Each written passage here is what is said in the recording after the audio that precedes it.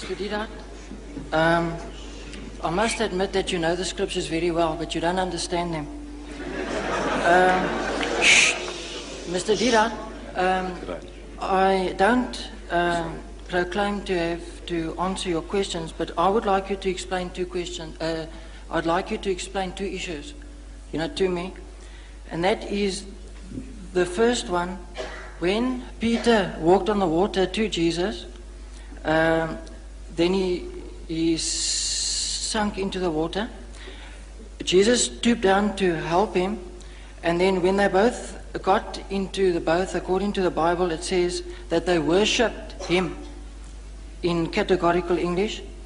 You, on previous lectures recently, said and explained it away that Thomas exclaimed, "Oh, my Lord and my God," in a way of getting a fright.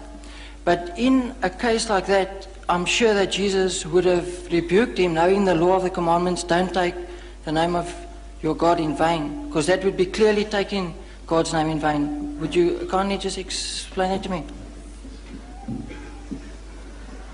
There was nothing about Peter worshipping Jesus. You see, this worship, this word worship, you open your new Bible now, New Bible, you'll find a different word for worship. You'll open the RSV, you'll find a different word for worship. You see? Right, but what are the alternative, what are the synonyms used for worship? And everyone is worship. Right. Now to the Jew, if the Jew worshipped Jesus, you see, that means all the disciples were worshipping him. If Peter worshipped him, then all the other disciples likewise must be worshipping him, because Peter was the leader of the disciples. But we find nowhere the disciples ever prostrating before Jesus at any time. The 11 or the 12 worshipping him. Worshipping him means that you are our God. You see, this word worship, you ask the Roman Catholic. Look, they have a good knowledge of the scriptures. They claim an unbroken chain of popes from 1 Peter to today. Now you ask them how many types of worships are there, and they'll tell you there are 3 different types of worship. Right? You say about your sweetheart, your fiancée, I worship her. But when you say you worship her, you mean you love her extremely, beyond measure, but you're not taking her for a goddess.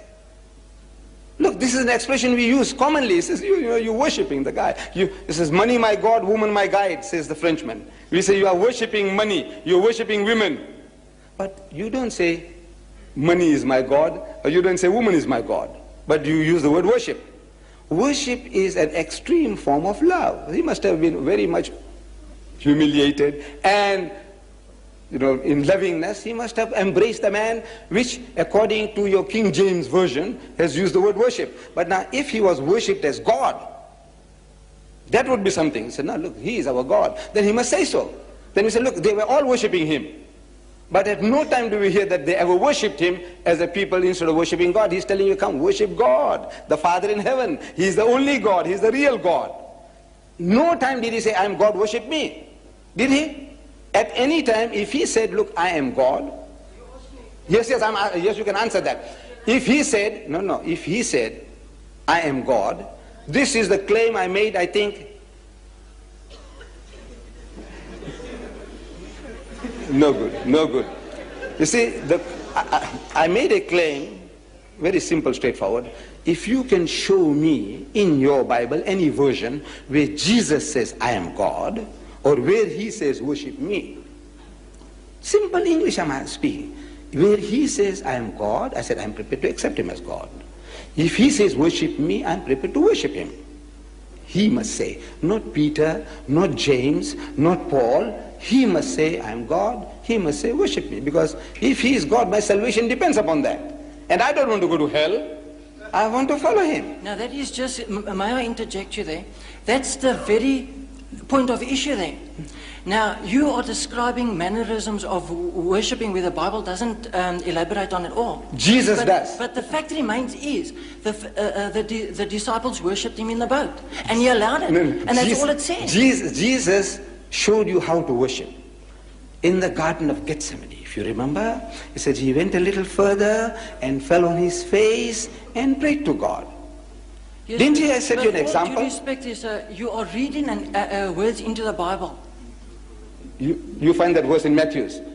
And he went a little further. Except the fact that he dropped down on his face and so on. So but that makes no eyes. The fact remains the disciples did worship him. No, how did the Jews worship? Look, if you want to know the Muslims how they worship, you go to the mosque. Go to the mosque and see how they worship.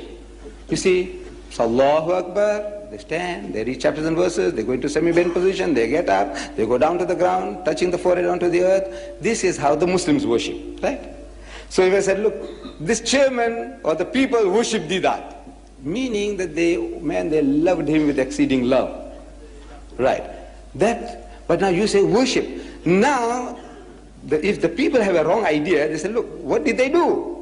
Did they make ablution and come?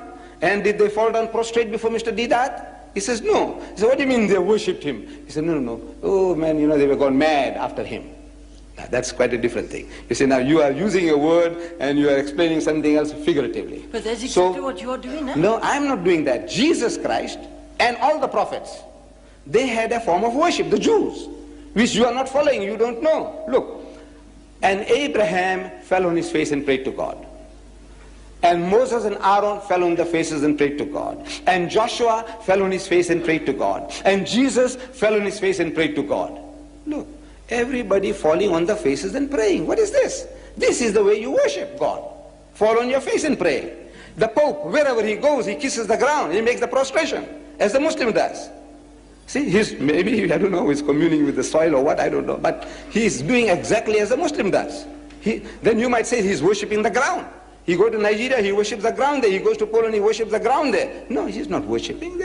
He's showing some kind of humility, respect, maybe. But now, Moses, this is how he did it. Jesus did it. Abraham did it. Joshua did it. But you don't do it.